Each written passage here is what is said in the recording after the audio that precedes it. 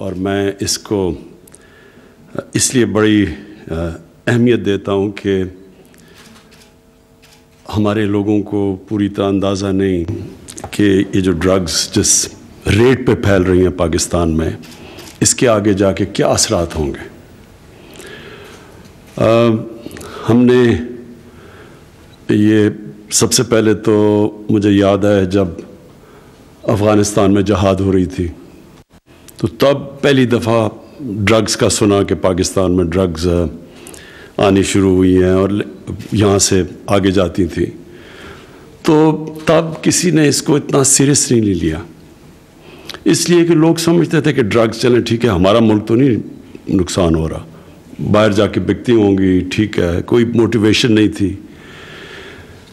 لیکن ایک اللہ کا قانون ہے، جب بھی آپ اس چیز کی اپنے معاشرے میں اجازت دیتے ہیں جس کو اللہ نے منع کیا ہو، یہ ہو ہی نہیں سکتا کہ وہ آپ کے معاشرے میں نقصان نہ پہنچائے۔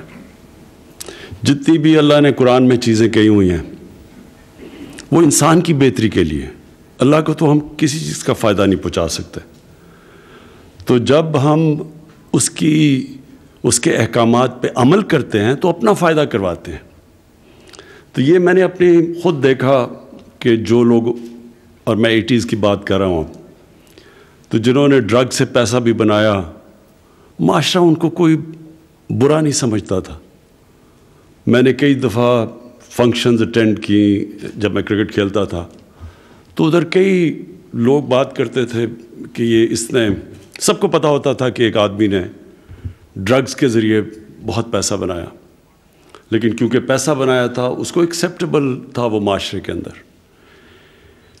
یہ ہمارا سب سے بڑا اگر میں آپ کو کہوں کہ ہماری معاشرے کی بدقسمتی سب سے بڑی کیا ہوئی کہ ہم نے ان لوگوں کو اپنے معاشرے میں ایکسیپٹیبل بنا لیا، ان کو ہم نے معاشرے میں عزت بھی دی جو کہ ناجائز طریقے سے پیسہ بناتے تھے، کرپشن سے پیسہ بناتے تھے، ڈرگ سے پیسہ بناتے تھے، اس کا پھر نقصان ہونا تھا معاشرے پہ۔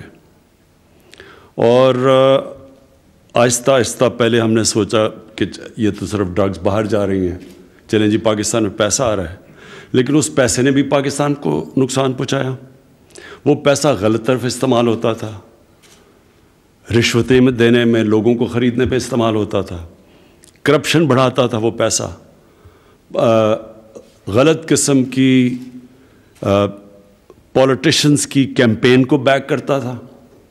وہ کرپشن کے پیسے سے، ڈرگز کے پیسے سے کئی لوگ الیکشن بھی جیتے تھے، اور پھر وہ ان لوگوں کو پروٹیکشن بھی دیتے تھے۔ تو آج ہمارا یہ صورتحال ہے کہ ابھی اعظم سواتی نے جو آپ کو بتایا کہ تقریباً 70 لاکھ لوگ پاکستان میں ڈرگ ایڈکٹس بن چکے ہیں۔ 70 لاکھ لوگ، نیوزی لینڈ کی آبادی سے آدھی ہے 70 لاکھ سے، سنگاپور 70 لاکھ سے کم ہے، یعنی وہ ملکوں کی آبادی اتنی نہیں ہے جتنے ہمارے اس وقت ڈرگ ایڈکٹس ہو گئے ہیں۔ اور یہ کیونکہ یہ ان کی لوگوں کو زیادہ پتہ نہیں، یہ سمجھ جائیں کہ جو ایک گھر کے اندر ایک ڈرگ ایڈکٹ آ جاتا ہے تو وہ سارے گھر کو تباہ کر دیتا ہے۔ کئی دفعہ آپ سنتے ہیں، بلکہ میں ابھی پڑھ رہا تھا کہ ایک آدمی نے اپنی بیوی اور بچوں کو نہر کے اندر پھینک دیا، تو آدمی سوچے کہ کیوں پھینکا ہوگا اس نے، تو کسی نے کہا جی وہ بے روزگار تھا، لیکن بے روزگار تھا اگر ان کو پھینکنا تو خود بھی پھینک دیتا اپنے آپ کو۔ بعد میں پتہ چلا کہ وہ ڈرگ ایڈکٹ تھا۔ تو ڈرگ ایڈکٹس جو تباہی مچاتے ہیں، اگر باپ ڈرگ ایڈکٹ ہے تو اپنے بچوں کی زندگی، اپنی بیوی کی تباہ کر دیتا ہے۔ اگر ایک بیٹا ڈرگ ایڈکٹ ہو جاتا ہے گھر کے اندر، وہ اپنی ساری فیملی تباہ کر دیتا ہے، ماں باپ کی زندگی تباہ کر دیتا ہے۔ اور یہ کیونکہ سائلنٹ کلر ہے، اس کا پتہ نہیں چلتا،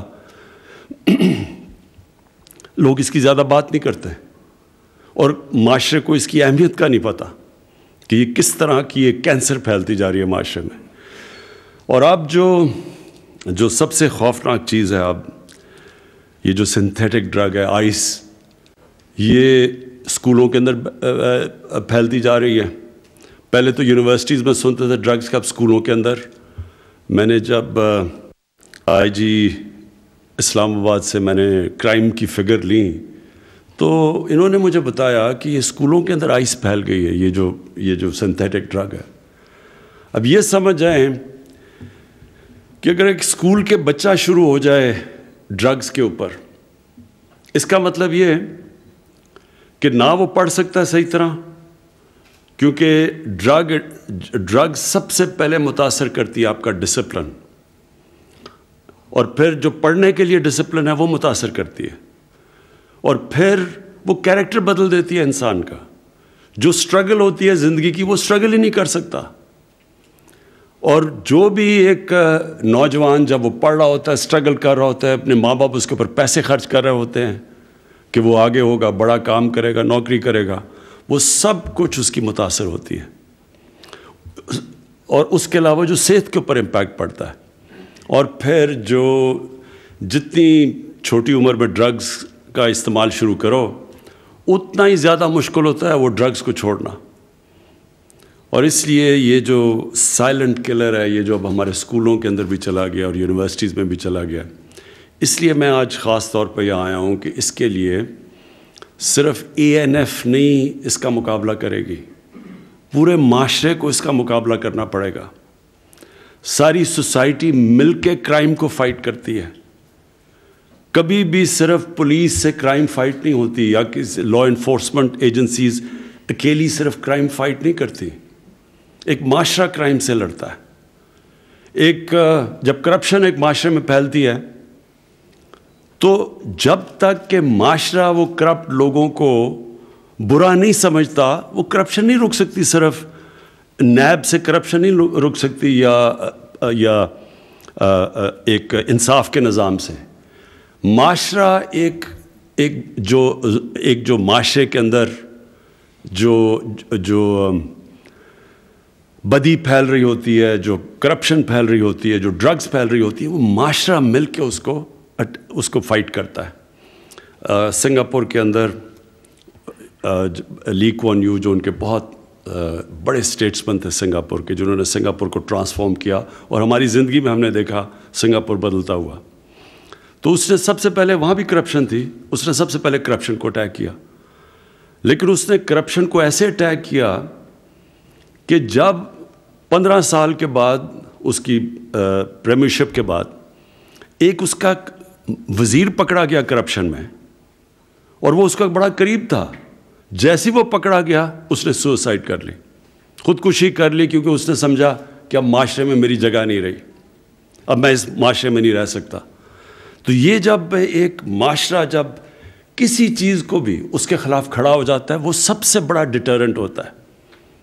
اور ایک اور بھی میں مثال دیتا ہوں. ایک برنی میڈوکس تھا، ملٹی بلینر تھا امریکہ کے اندر، سارے اس کو سٹارز اس کے ساتھ پیسہ انویسٹ کرتے تھے.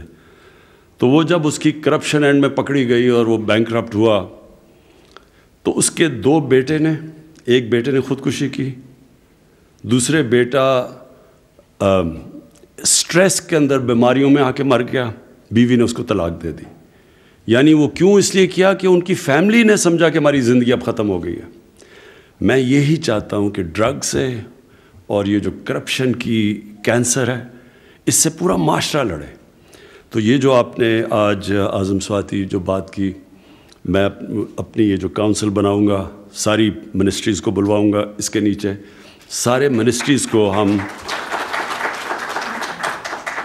سب منسٹریز کو ہم تیار کریں گے کہ وہ سب ایجوکیشن کی منسٹری اپنا پارٹ پلے کرے، اپنی جو ہماری ہیلتھ منسٹری ہے وہ اس کی اویئرنیس ریز کرے، اور پورا مل کے ایک معاشرے کو اب ہم یہ نارکوٹکس کے اوپر ایک پورا پروگرام بنائیں گے، کیونکہ اس کا سب سے بڑا خطرہ اب ہماری یوتھ کو ہے، نوجوان ہمارا جو آنے والی نسل ہے اس کو اب ہم نے بچانا ہے اس سے. اور یہ جو آپ نے فگر بتائی ہے، جب آپ کہتے ہیں کہ 70 لاکھ ایڈکٹس ہیں پاکستان میں، اس کا مطلب 70 لاکھ خاندانوں کے اوپر بہت برا وقت گزر رہا ہے. صرف نوجوان 70 لاکھ نوجوان کا مطلب کہ 70 لاکھ گھروں کے اندر عذاب آیا ہوا ہے اللہ کا. کسی نے اگر کبھی آپ پوچھیں کسی سے کہ گھر کے اندر اگر کوئی ڈرگ ایڈکٹ ہو جاتا ہے تو وہ سارے گھر کے اوپر کیا گزرتی ہے. تو اس لیے ہم اس معاشرے کو پروٹیکٹ کریں گے. میں نے آپ کی ڈیمانڈ سن لی. آپ نے جو ایکسٹرا لوگ چاہیے آپ کو اس کے لیے، وہ بھی انشاءاللہ اس کے لیے اپنی وسائل دیکھتے ہوئے انشاءاللہ اس کے بھی ہم انکریز کرتے رہیں گے آپ کی اسٹرینگتھ. لیکن سب سے امپورٹنٹ چیز یہ ہے کہ ساری باقی بھی جو سپورٹنگ منسٹریز ہیں، جن کو بھی اپنا پارٹ پلے کرنا ہے نارکوٹکس کے خلاف جنگ لڑنے کا، اور یہ جو ڈرگس کے اگینسٹ جو موومنٹ ہے پوری تحریک چلے گی انشاءاللہ پاکستان میں. تو انشاءاللہ یہ ساری، میں اگلے ہفتے اس کی میٹنگ بلاتا ہوں تو ہم آغاز کریں گے اپنا کہ سارا ملک مل کے اس کینسر کا، اس کے خلاف پوری جنگ لڑیں گے. شکریہ.